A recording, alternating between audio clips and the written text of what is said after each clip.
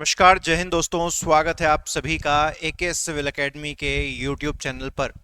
तो दोस्तों, जो हमारे नए सिलेबस और नए टॉपिक्स की जो सीरीज है उसमें मैं ऑलरेडी 15 लेक्चर आपको पहले कवर करवा चुका हूं और उसी सीरीज के अंदर ये लेक्चर नंबर 16 है। तो अगर आपको इससे पहले के सारे 15 लेक्चर कंप्लीट करने हैं तो आप सिंपली हमारे यूट्यूब चैनल पर विजिट करिए और उसमें जो प्लेलिस्ट वाला सेक्शन होता है उस पर क्लिक करिएगा और आपको वहीं पर नज़र आ जाएगा एमपीपीएससी 2024 न्यू टॉपिक्स। तो उस प्लेलिस्ट को आप ओपन करिए और उसमें लगातार इससे पहले के सारे 15 लेक्चर्स आप देख सकते हैं। तो दोस्तों, आज जो मैं टॉपिक नए सिलेबस के अंदर एक और टॉपिक हमारा जुड़ा था जिसको हम कहते हैं सिकल सेल एनीमिया, है ना। सिकल सेल एनीमिया के ऊपर जो है एक टॉपिक कनेक्ट हुआ है और सिकल सेल अनीमिया पर मैं आपके लिए क्वेश्चंस तो लेके आया ही आया हूं, लेकिन उससे पहले उसकी पूरी तह तक जाके जो है हम सिकल सेल अनीमिया को समझेंगे। ठीक है, तो पहले हम चलते हैं। इसके काफ़ी सारी चीज़ें मैंने आपके लिए कनेक्ट करी हैं। बिल्कुल मैं आपको डिटेल से लेके चलूँगा, बिल्कुल स्टार्टिंग से। और एक होमवर्क जो है आप करिएगा। एक होमवर्क जिसमें आपको थोड़ा सा जोर देना है, वो क्या है? गूगल पर जाकर आपको सिंपल ये लिखना है, गूगल पर जाकर आपको सिंपल ये लिखना है कि sickle cell anaemia Madhya Pradesh, sickle cell anaemia Madhya Pradesh. और अभी जो आप लोग तथ्यबाण की मैगजीन पढ़ते हो ना, तथ्यबाण की मैगजीन आती है 100 रुपए वाली करंट अफेयर्स की, तो उसमें भी उन्होंने मध्य प्रदेश के अंदर सिकल सेल की जो बीमारी है उससे संबंधित जो कुछ आंकड़े हैं, कितने प्रतिशत लोग बीमार हैं और पूरे इंडिया में कितने प्रतिशत सिकल सेल अनीमिया से लोग बीमार होते हैं, तो ऐसे ये दो तीन चीज़ें होती हैं, इनको आप पढ़ लीजिएगा। ऐसे तो आपके सिलेबस में मध्य प्रदेश से उसको कनेक्ट करके तो ऐसा कुछ भी नहीं पूछा है। अगर वो उनको अलग से एमपी से कनेक्ट करना होता है तो वो साफ तौर में सिलेबस में दे देते हैं।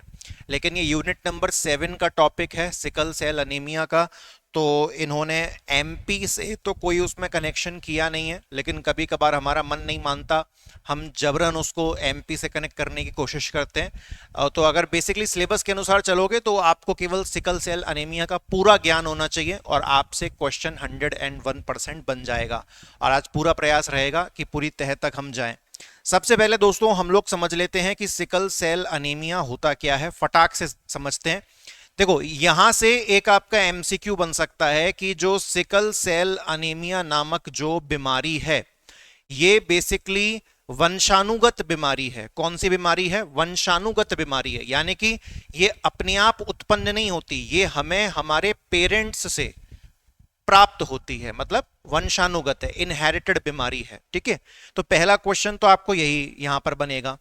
दूसरा क्या है कि जो सिकल सेल अनीमिया नामक रोग है ये किसकी शेप को बिगाड़ देता है, यानी कि हमारे शरीर के अंदर जो लाल रक्त कोशिकाएं होती हैं, रेड ब्लड सेल्स, उसकी शेप को ये क्या कर देता है, उसके आकार को प्रभावित कर देता है, उसकी शेप को खराब कर देता है। शेप को खराब कैसे कर देता है तो वो भी जरा सुनिएगा। शेप को ये थोड़ा सा सिकल, सिकल का मतलब क्या होता है? दराती कह लीजिए। दराती जिससे हम खेत में वो फसल वगैरह काटते हैं, ऐसी शेप की होती है, कुछ ऐसा और कुछ ऐसा, ऐसे इसी से हम जो है खेत वगैरह में वो काटते हैं फसल वगैरह। तो या तो सिकल कह लो या आप क्रेसेंट मून, यानी कि जो अर्धचंद्रकार शेप जो होती है इस प्रकार से। तो और वैसे नॉर्मल हमारी बनावट कैसी होती है रेड ब्लड सेल्स की, वो कुछ इस प्रकार से होती है। मैं अभी आपको डायग्राम भी दिखाऊंगा। तो बेसिकली सिंपल डेफिनेशन है, हर व्यक्ति जान रहा है आजकल इसके बारे में, और डायग्राम देख लेता है तो उसको और चीजें क्लियर हो जाती हैं। लेकिन मेजरली ये बीमारी खतरनाक क्यों है? क्योंकि जब हमारे रेड ब्लड सेल्स का शेप चेंज हो जाता है तो शेप चेंज होने के बाद वो आपस में फंस जाते हैं और जिसकी वजह से जो हमारा ब्लड है वो क्या हो जाता है, ब्लॉक हो जाता है, फ्लो नहीं कर पाता, बह नहीं पाता, और इसी वजह से जो है वो एक जानलेवा बीमारी बन जाती है। ठीक है, बहुत सरल भाषा में बहुत से लोग इसको ब्लड कैंसर भी कहते हैं। ओके, तो अगर आपने सिकल सेल ना समझा हो तो ब्लड कैंसर शब्द आपने कई बार सुना होगा, तो एक तरीके का ब्लड कैंसर डिजीज ही आप इसको बोलते हैं। उसके बाद ये देखिए एक डायग्राम मैंने यहाँ पे कनेक्ट किया है, ये आपकी यहाँ पर नॉर्मल कंडीशन है। नॉर्मल कंडीशन में आप शेप देख लीजिए, परफेक्ट ओवल टाइप की सी शेप होती है, गोल गोल सी। लेकिन जब सिकल सेल अनीमिया नामक रोग हो जाता है तो ज्यादातर जो हमारी लाल रक्त कोशिकाएं होती हैं, आरबीसीज, उनका आप शेप देखें कैसे, अर्धचंद्रकार, यानी कि बिल्कुल एक सिकल की तरह, एक दराती की तरह जो है इनका शेप हो जाता है। और जब देखो, जब गोल गोल होगा तो आपस, जब ये बहेंगे तो आपस में एक दूसरे के साथ फंसेंगे नहीं, क्योंकि सारे गोल गोल हैं, चिकने चिकने हैं, तो ये बहते हुए चले जाएंगे। लेकिन जब इनका शेप बिल्कुल सिकल जैसा हो जाएगा, दराती जैसा हो जाएगा, तो ये आपस में क्या होंगे, उलझ जाएंगे। मैं उसका डायग्राम भी आपको दिखाता हूं कि ये बेसिकली क्या होता है। कुछ इस प्रकार से दोस्तों जो है हमको देखने को यहां पर मिलता है। जैसे नीचे देखिए, वो तो नॉर्मल सिचुएशन है, तो आप वहां पे देखो मैंने लिखा है नो ब्लॉकेज, कि वहां पे ब्लॉकेज नहीं होगा, सारे बिल्कुल राउंड शेप के हैं, स्मूथ बिल्कुल शेप है और आराम से फ्लो करते हैं, एक दूसरे के रास्ते में फंसते नहीं है। लेकिन यहां पर देखिए इसका शेप कैसा हो गया, सिकल जैसा, तो आपस में क्या हो गए हैं, उलझ गए हैं, आपस में उलझ गए हैं, तो जो ब्लड है वो फ्लो नहीं कर पाएगा। अरे ब्लड के अंदर होता क्या है, ब्लड के अंदर आरबीसीज ही तो होते हैं मेजरली। तो आरबीसीज जब आपस में इस तरीके से उलझ जाएंगे अपनी शेप की वजह से, तो ये फ्लो नहीं कर पाएंगे, ब्लड का ब्लॉकेज हो जाएगा, इंसान की मृत्यु हो जाएगी। ठीक है, तो इस प्रकार से जो है ये पूरी कहानी घटित होती है। अच्छा, अगर मैं थोड़ा सा इसके एडवांस लेवल में जाऊं, ये तो बड़ा बेसिक सा लेवल था, इसके एडवांस लेवल में जाऊं उससे पहले मैं एक चीज आपको क्लियर कर दूं कि ये जो आप ये बड़ी वाली शेप देख रहे हो पूरी, ये जो आप पूरी ये बड़ी वाली शेप देख रहे हो, ये इस समय आपको क्या दर्शा रहा है, ये आपकी लाल रक्त कोशिका है, आरबीसी। ये आपकी लाल रक्त कोशिका है, आरबीसी। और आरबीसी के अंदर, आरबीसी के अंदर क्या होता है, आरबीसी के अंदर दोस्तों होता है आपका हीमोग्लोबिन। तो हीमोग्लोबिन, यहां से भी अगर ऐसा क्वेश्चन बन गया कि हीमोग्लोबिन एक तरीके का क्या है, तो हीमोग्लोबिन एक तरीके का प्रोटीन है। हीमोग्लोबिन एक तरीके का क्या है, तो हीमोग्लोबिन एक तरीके का प्रोटीन है, जो कि किसके अंदर पाया जाता है, जो कि लाल रक्त कोशिकाएं आरबीसी के अंदर पाया जाता है। ओके, तो हमारी जो लाल रक्त कोशिकाएं होती हैं उनको लाल रंग मिलता कहां से है, तो उनको लाल रंग इसी प्रोटीन से मिलता है जिसका नाम होता है हीमोग्लोबिन। इनका जो रंग होता है वो लाल होता है, और इसकी वजह से पूरे के पूरी जो आरबीसी होती है उसका रंग भी कैसा हो जाता है, लाल हो जाता है। ठीक है, तो वहां पे लिखा हुआ है आरबीसी के अंदर, लाल रक्त कोशिका के अंदर क्या पाया जाता है, हीमोग्लोबिन, जो कि एक तरीके का क्या है, प्रोटीन है। ओके, याद रखने की एक ट्रिक भी है, पहले H आता है या पहले R आता है, तो साहब पहले H फॉर हीमोग्लोबिन आता है तो ये अंदर होता है, और R बाद में आता है तो आरबीसी, तो ये बाहर होता है। ठीक है, तो इसको आप याद रख सकते हो, ये बेसिक सी चीज है, अभी आपको समझ में आएगी। ये देखो पहले हीमोग्लोबिन की यहाँ पे शेप देख लो, कि दिख रही है आपको शेप। अब इसी शेप को मैंने थोड़ा सा क्या कर दिया है, इसी शेप को थोड़ा सा जूम आउट, जूम इन कर दिया, थोड़ा और बढ़ा दिया उसके आकार को। अब यहां से भी क्वेश्चन बनेंगे, अभी क्वेश्चन दिखाऊंगा, ये जो भी पढ़ा रहे हैं ये सब फालतू नहीं जाने वाला, अभी पूरी इसी नॉलेज पे क्वेश्चन आएंगे आपके आगे। अब ये देखो क्या लिखा है कि हीमोग्लोबिन में, हीमोग्लोबिन की जो पूरी बनावट होती है ये चेन टाइप की सी बनी होती है। आप ये देखो, एक ये लाइट ब्राउन कलर की चेन है, ये डार्क ब्राउन कलर की चेन है, फिर ये लाइट पिंक कलर की चेन है, ये थोड़ी गहरी पिंक कलर की चेन है। कलर पे मत जाओ, ये तो वो आपको समझाने के लिए बनाया हुआ है। तो हीमोग्लोबिन में टोटल चेन कितनी होती हैं, अगर आपसे ऐसा पूछ ले तो याद रखना, 2 अल्फा चेन होती हैं और 2 बीटा चेन होती हैं। मेरे ख्याल से याद रखना बड़ा आसान है। हीमोग्लोबिन में टोटल कितनी चेन है, 4, जिसमें से 2 अल्फा हैं और 2 बीटा चेन है। ओके, अच्छा अब देख लो, यहां पर आपको एक चीज और मिल जाएगी दोस्त, एक चीज आपको और मिल जाएगी जिसको हम कहते हैं हेम। हेम, इसकी मतलब जो स्पेलिंग है वो क्या है, HEME। तो अगर कोई आपसे पूछे कि हेम क्या होता है, तो आप बता देना कि हेम एक तरीके का अणु है। अणु बोले तो आप इसको बोल दो मॉलिक्यूल। तो हेम क्या है, हेम एक तरीके का मॉलिक्यूल है जो कि हीमोग्लोबिन के अंदर पाया जाता है। और हमारे शरीर में आपने सुना है कि हमारे शरीर में ऑक्सीजन को पूरे शरीर में कौन दौड़ाता है, तो ऑक्सीजन को पूरे शरीर में दौड़ाने का काम होता है ब्लड का। अगर हमारे शरीर में ब्लड नहीं होगा तो फेफड़ों से जो ऑक्सीजन है वो हमारे शरीर के अलग अलग हिस्सों तक नहीं पहुंच पाएगी। लेकिन एग्जैक्टली ब्लड वो काम नहीं कर रहा ऑक्सीजन पहुंचाने का। ब्लड के अंदर क्या है, आरबीसी, आरबीसी के अंदर क्या है, हीमोग्लोबिन, और हीमोग्लोबिन के अंदर भी क्या है, ये हैम नाम का मॉलिक्यूल। तो ये हैम नाम का मॉलिक्यूल क्या करता है, अपने ऊपर ऑक्सीजन को चिपका लेता है और तब जाके ये ऑक्सीजन आपके शरीर के अलग अलग हिस्सों तक पहुंच रही है। तो ये तो एक मोटा सा आंसर हो गया कि ब्लड की वजह से ऑक्सीजन फ्लो करती है। थोड़ा और सटीक आंसर क्या हो गया कि आरबीसीज की वजह से ऑक्सीजन फ्लो हो पा रही है। फिर और सटीक क्या हो गया कि आरबीसी के अंदर जो हीमोग्लोबिन है वो ऑक्सीजन को कैरी करता है शरीर के अलग अलग हिस्सों तक। और सबसे सटीक आंसर क्या हो गया कि हीमोग्लोबिन के अंदर जो हैम नाम का मॉलिक्यूल है ये ऑक्सीजन को अपने साथ चिपका कर अपने साथ कैरी करता है शरीर के अलग अलग हिस्सों तक। ठीक है, अब ये जो हैम नाम का मॉलिक्यूल होता है इस पर एक छोटी सी दोस्तों बनावट होती है, और वो क्या होता है दोस्तों, वो होता है आयरन। हम कहते हैं ना हमारे ब्लड में आयरन होता है, तो एग्जैक्टली हमारे ब्लड में आयरन नहीं है, हमारे ब्लड के अंदर जो आरबीसी है, आरबीसी के अंदर जो ये पूरा हीमोग्लोबिन है, और हीमोग्लोबिन के अंदर भी ये जो हैम नाम का मॉलिक्यूल है, और इसके ऊपर चिपका होता है आयरन। ठीक है, तो हैम नाम के मॉलिक्यूल पे लाल लाल सी छोटी छोटी बनावट जो बनी हुई है ये किसकी बनावट होती है, ये आयरन की बनावट होती है। अभी आऊंगा इस पर भी आऊंगा, अभी ये आपको शब्द बहुत काम आएंगे, अल्फा चेन और बीटा चेन। चलो मैं यहां पर यहीं पर आपको क्लियर कर देता हूं। ये आपको देखो ये बीटा चेन दिख रही है, ये बीटा का सिंबल इस तरीके से होता है, ये बीटा चेन दिख रही है।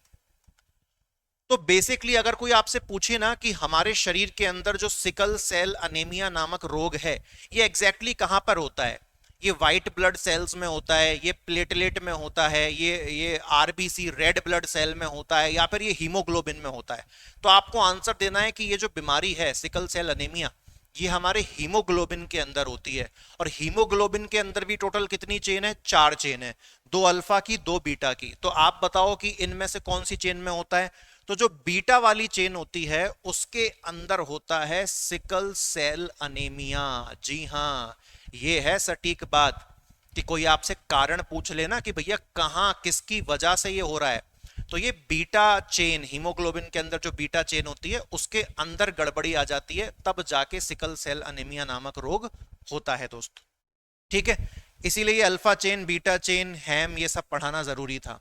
उसके बाद एक चीज और देख लो, यहां से भी फिर मैं क्वेश्चन बनाऊंगा आपके लिए। जब क्वेश्चन करोगे सॉल्व तब ये सारी मेहनत का मजा आपको मिलेगा। अब देखो ये क्या हो रहा है, अब यहां पर मैंने क्या लिखा है कि सिकल सेल अनीमिया होने के लिए बच्चे में 2 सिकल जीन होने चाहिए। अब देखो सुनो, यहां पर आप देखो ये मदर हैं और वो फादर हैं, तो अब आप ये मत सोचना कि मदर के आधे शरीर में सिकल सेल अनीमिया है और फादर के भी आधे शरीर में सिकल सेल अनीमिया। बेसिकली इसका मतलब ये नहीं है।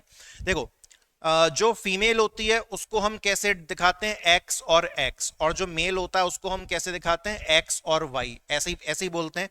तो एक काम हम क्या करते हैं, ये आधा तो नॉर्मल है आधा सिकल सेल है, आधा नॉर्मल आधा सिकल सेल। तो देखो नॉर्मल वाले को हम लोग लिख लेते हैं एन, और जो सिकल सेल है सिकल सेल वाला जीन है उसको हम लिख लेते हैं ऐसे एन एस। दूसरी तरफ भी हम एक काम करते हैं, नॉर्मल वाले को लिख लेते हैं एन, और सिकल सेल वाले को लिख लेते हैं ऐसे। तो ये दो दो जीन हमने ले लिए, एक दिखा रहा है नॉर्मल और आधा सेक्शन दिखा रहा है सिकल सेल वाला जीन है। ठीक है, अब जो इनके बच्चे होंगे तो उनका आप पेयर समझिए। मान के चलो कि सबसे पहले एक काम करते हैं, बिल्कुल सीक्वेंस बनाते चलते हैं। पहले एक बच्चा हुआ जिसमें ये वाला एन आ गया नॉर्मल वाला, और यहां से भी एक एन आ गया नॉर्मल वाला। दूसरे बच्चे में एक ये नॉर्मल वाला आ गया और यहां से ये सिकल सेल वाला आ गया। तीसरे बच्चे में एक ये सिकल सेल वाला आ गया और एक ये नॉर्मल वाला आ गया। और चौथे बच्चे में एक ये सिकल सेल आ गया और दूसरा भी ये क्या आ गया, सिकल सेल। तो मैंने 4 कॉम्बिनेशंस बना लिए जो बन सकते हैं। पहले मैंने ये पहला और ये पहला उठाया, फिर ये पहला और ये दूसरा उठाया, फिर मैंने ये वाला पहला और ये वाला पहला उठाया, और फिर ये दूसरा और ये दूसरा उठाया। तो इस प्रकार मेरे पास 4 कॉम्बिनेशन आ गए। अब आप सुनना, देखो क्या हो रहा है। जिस बच्चे के पास दोनों जीन एन एन वाले यानी कि नॉर्मल वाले हैं उसको सिकल सेल अनेमिया का रोग होगा ही नहीं। यहां पर वो बच्चा कौन सा है, ये वाला वो बच्चा है। अगले वाले बच्चे के पास क्या है, देखो एक नॉर्मल जीन है और दूसरा कौन सा है, सिकल सेल अनेमिया का जीन है। तो इसमें आधी संभावनाएं हैं कि हो सकता है। तो ऐसे व्यक्ति को हम लोग क्या बोलते हैं, कैरियर। कैरियर मतलब कि बीमारी को कैरी करने वाला हो भी सकता है, नहीं भी हो सकता है, तो 50-50% संभावना है। तो ये आपको यहां पर दिख रहा है 50-50% संभावना। अगले वाले में चलो, अगले वाले बच्चे में एक नॉर्मल जीन है और दूसरा कौन सा है, सिकल सेल अनीमिया का जीन है, तो ये भी कौन हो गया, कैरियर हो गया। यहां पर भी 50% संभावना है कि भविष्य में सिकल सेल अनीमिया का रोग हो सकता है। और फिर फाइनल केस देखो भैया, इसके पास तो दोनों जीन कौन से हैं, सिकल जीन है दोनों, तो इसको तो 100% सिकल सेल अनीमिया का रोग होगा ही होगा। इसीलिए ऊपर लिखा हुआ है कि सिकल सेल अनीमिया का रोग होने के लिए बच्चे के अंदर जो दोनों जो जीन हैं वो कौन से होने चाहिए, सिकल वाले। तो यहां पर दोनों जीन कौन से हैं, सिकल वाले। तो आई होप कि ये भी चीज आपको बढ़िया तरीके से क्लियर हो गई होगी। आगे बढ़ते हैं, नहीं हुई हो तो वीडियो को थोड़ा सा बैक करके उसको वापस दोहरा लेना। चलो अब देखो, यहां से इस टॉपिक से बहुत ज्यादा क्वेश्चन नहीं बन सकते हैं। नॉर्मली मैंने जितने आपको एक्सप्लेन करती है वैसे ही यहां पर देखो क्वेश्चन क्रिएट होंगे, लेकिन कौन सा मॉडरेट लेवल का है, कौन सा डिफिकल्ट लेवल का है, तो मैंने सारे क्वेश्चन आपके लिए डिजाइन कर लिए हैं। अब आपको बहुत मजा आएगा क्वेश्चन करके। ये देखो पहला क्या कहता है, अगर किसी को सिकल सेल नामक बीमारी हो जाती है, सिकल सेल अनीमिया नामक जो बीमारी हो जाती है, तो इस बीमारी में ब्लड का कौन सा हिस्सा प्रभावित होता है, ब्लड का कौन सा हिस्सा इफेक्ट होता है। ये तो मैंने आपको बताया था। क्या वो WBC है, प्लेटलेट है, हीमोग्लोबिन है, या RBC है। तो आपको दोस्तों आंसर पता है, क्या आंसर है, आंसर है हीमोग्लोबिन। जिस व्यक्ति को सिकल सेल अनीमिया नामक रोग होता है उसके हीमोग्लोबिन के कौन सी चेन में समस्या आ जाती है, बीटा में या अल्फा में, बीटा चेन में समस्या आ जाती है। ओके, तो हीमोग्लोबिन प्रभावित होता है, हीमोग्लोबिन पर इंपैक्ट आता है कब, जब किसी व्यक्ति को सिकल सेल अनीमिया नामक रोग हो जाता है। उसके बाद अगले क्वेश्चन में चलेंगे। अगला क्वेश्चन, हाँ ये क्वेश्चन बहुत खास है और इसीलिए मैंने उसको कौन सी कैटेगरी में डाला है, डिफिकल्ट। पिछला वाला था मॉडरेट। अब ये क्वेश्चन क्या है, देखो, जिन लोगों को सिकल सेल अनीमिया नामक रोग होता है तो उनके पास कौन सा जीन होता है। तो अब ये जीन की अलग अलग वैरायटी है, HbA, HbC, HbF और HbS। पहले जो इसमें बिल्कुल गलत वाले हैं वो हम हटा देते हैं, एक ये और एक ये। अब सुनो, ये बेसिकली ना जो हमारा हीमोग्लोबिन होता है ये उसी की वैरायटी है। जब हमारा हीमोग्लोबिन नॉर्मल होता है, जब हमारे हीमोग्लोबिन में कोई समस्या नहीं है, हमारा जो हीमोग्लोबिन है वो कंप्लीटली कैसा है, नॉर्मल है। तो जब आपका हीमोग्लोबिन नॉर्मल है, कोई समस्या नहीं है, तब आपके शरीर के अंदर कौन सा जीन पाया जाता है, HbA पाया जाता है। और जब आपके शरीर के अंदर सिकल सेल अनीमिया नामक रोग होता है, जब आपके शरीर के अंदर सिकल सेल अनीमिया नामक रोग होता है, तब आपके अंदर हीमोग्लोबिन की कौन सी वैरायटी पाई जा रही है, तो ये HbS वाला जीन पाया जा रहा है। ओके, तो याद रखिएगा ये बहुत ज्यादा जरूरी है। HbS जीन है तो सिकल सेल अनीमिया की बीमारी है, और अगर HbA है तो मतलब नॉर्मल हीमोग्लोबिन है, कोई दिक्कत नहीं, कोई बीमारी नहीं, बढ़िया चंगा। ओके, तो इसलिए क्वेश्चन डिफिकल्ट कैटेगरी में था, व्यक्ति को एक बार में समझ में नहीं आएगा। उसके बाद दोस्तों आगे चलते हैं, आगे देखते हैं आगे और क्या लिखा हुआ है। इस क्वेश्चन को भी मैंने डिफिकल्ट कैटेगरी में डाला है। क्वेश्चन क्या पूछता है, सिंपल पूछता है कि सिकल सेल अनीमिया का जो रोग है ये किसकी वजह से होता है। क्या ये आयरन की कमी की वजह से होता है, नहीं, आयरन की कमी का तो कोई लेना देना नहीं बताया था मैंने आपको। आयरन कहां पाया जाता है, हीम नाम के मॉलिक्यूल, और हीम नाम का मॉलिक्यूल किसके अंदर होता है, हीमोग्लोबिन के अंदर, तो वहां से कोई ताल्लुकात नहीं था। मैंने क्या बताया आपको, हीमोग्लोबिन के अंदर समस्या आएगी और उसकी बीटा चेन के अंदर समस्या आएगी, मतलब कुछ ना कुछ जो ऑप्शन होगा वो हीमोग्लोबिन संबंधित होगा। तो आयरन की डेफिशिएंसी से कोई दिक्कत नहीं है। फॉलिक एसिड की कमी हो गई, ऐसा भी हमने कुछ नहीं पढ़ा था।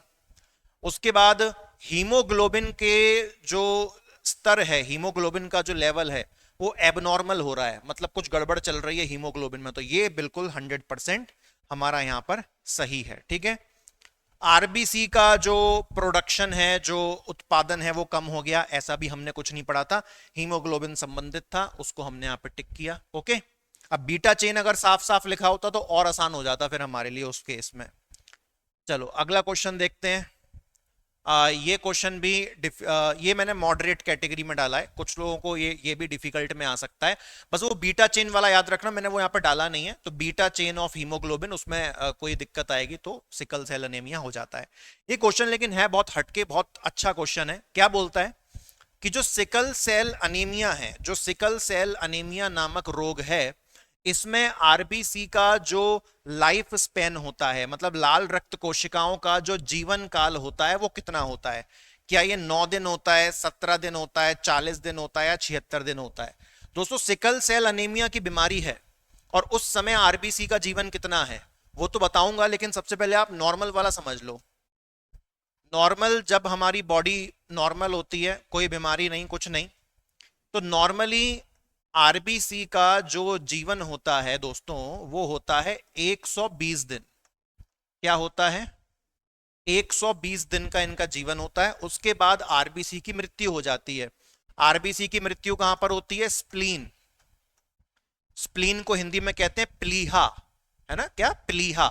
जो हमारा ये लेफ्ट वाला ये होता है ना, रिब केज जो होती है, पसलियां लेफ्ट वाली साइड में, तो हमारे पेट से थोड़ा सा ऊपर होता है लेफ्ट वाली साइड में, स्प्लीन कहते हैं इसको। आरबीसीज का ग्रेवयार्ड भी कहा जाता है ना, कि आप कहते हो ना शमशान कह दो, लाल रक्त कोशिकाओं का शमशान कहते हैं स्प्लीन को। तो यहीं पर जाके आरबीसी की मृत्यु होती है। वैसे उनका जो जीवन काल रहता है वो 120 रहता है नॉर्मली। लेकिन अगर किसी व्यक्ति को सिकल सेल अनीमिया हो गया तो यहाँ पर तो आरबीसी की मौत बहुत जल्दी जल्दी होने लगती है। तो कितने दिन में हो जाती है? तो इसका दोस्तों जो सही आंसर है वो क्या है? 17 डेज। अब 17 डेज एक सटीक आंसर नहीं है, जो सही आंसर है वो सुन लो और फिर ऑप्शन में 17 क्यों चुना है वो बताऊंगा। सिकल सेल अनीमिया के दौरान जो आरबीसी की जो लाइफ रहती है वो 10 से लेके 20 दिन के बीच में रहती है।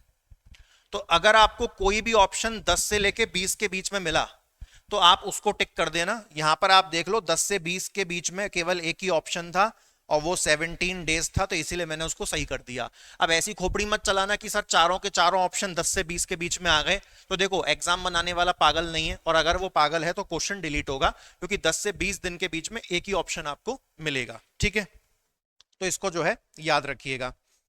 उसके बाद एक लास्ट क्वेश्चन और है जो मैंने आपके लिए लगाया है।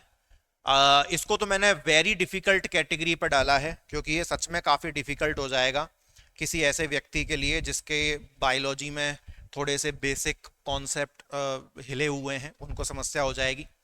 अब देखो, ये क्या बोलता है कि सिकल सेल अनीमिया की जब बीमारी होती है तो उसमें सबसे कॉमन जो सिम्टम्स होते हैं, सबसे कॉमन जो उसमें लक्षण होते हैं, वो क्या होते हैं? अब लक्षणों के नाम ही इतने खतरनाक खतरनाक हैं। एक कह रहा है एप्लेस्टिक क्राइसिस। अब ये समझा देता हूं मैं आपको एक एक करके। एप्लेस्टिक क्राइसिस का मतलब क्या होता है कि जब हमारे शरीर में आरबीसी जो है काफी कम जनरेट होते हैं, काफी कम जनरेट होते हैं। ठीक है, आरबीसी जो है वो काफी कम बनते हैं। ये जो आरबीसी हैं ये काफी कम बनते हैं, तो उसको हम लोग क्या कहते हैं? Aplastic crisis. उसके बाद होता है स्प्लेनिक सिक्वेस्ट्रेशन। अब ये स्प्लेनिक सिक्वेस्ट्रेशन हिंदी में कहते हैं प्लीहा पृथक्करण। इसमें क्या होता है बेसिकली, अभी मैंने आपको बताया था कि स्प्लीन में जाके आरबीसी की मृत्यु हो जाती है। तो इस सिचुएशन में क्या होता है कि आरबीसी की मृत्यु बहुत ही ज्यादा संख्या में होती है। जो हमारे शरीर का जो स्प्लीन होता है उसके अंदर इतने ज्यादा आरबीसी की डेथ हो जाती है कि पूरे स्प्लीन में जगह ही नहीं बचती कि दूसरे आरबीसी को भी वो अपने पास स्टोर कर सके। तो मतलब स्प्लीन के अंदर आरबीसी की बहुत ही ज्यादा अत्यधिक मृत्यु होना, तो वो कौन सी सिचुएशन होती है? Splenic sequestration.